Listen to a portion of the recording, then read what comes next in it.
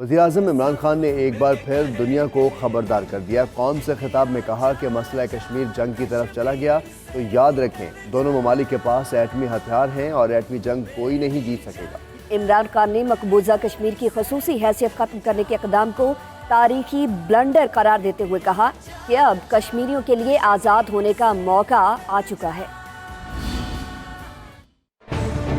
جب میری حکومت آئی تو ہماری پہلی کوشش یہ تھی کہ سب سے دوستی کریں۔ ہندوستان سے ہم نے آتے ساتھ ہی بات کی اور آپ سب کے سامنے میں نے کہا کہ دیکھیں آپ ایک قدم لیں گے ہم 2 قدم آپ کی طرف آئیں گے۔ پوری کوشش کی کہ پاکستان کو بینکرپٹ کیا جائے تو انہوں نے فیٹف کے اندر پاکستان کو بلیک لسٹ کرنے کی کوشش کی۔ ہم یہ دیکھ ہی رہے تھے کہ یہ کیا آگے کرتے ہیں۔ اس کے بعد یہ 5 اگست آ گئی اور انہوں نے کشمیر کو انیکس کر لیا، یعنی کشمیر میں اپنی ایکسٹرا فوج بھجوا کے، اور فیصلہ یہ کیا کہ جناب اب کشمیر ہندوستان کا حصہ بن گیا۔ نریندر مودی سے بہت بڑی غلطی ہو گئی، وہ میں آج آپ کو بتانا چاہتا ہوں، اور میں سمجھتا ہوں اور انشاءاللہ یہ وقت ثابت کرے گا کہ یہ کشمیر کے لوگوں کے لیے ایک تاریخی موقع مل گیا ہے آزاد ہونے کا، ان کی غلطی کی وجہ سے، اور غلطی ہوئی تکبر میں۔ یہ انٹرنیشنل جو یونائٹڈ نیشنز کی سیکورٹی کاؤنسل کی ریزولوشنز تھی اس کے بھی خلاف گئے، اپنے آئین کے بھی خلاف گئے، اپنے سپریم کورٹ اور ہائی کورٹ کے فیصلوں کے بھی خلاف گئے۔ جو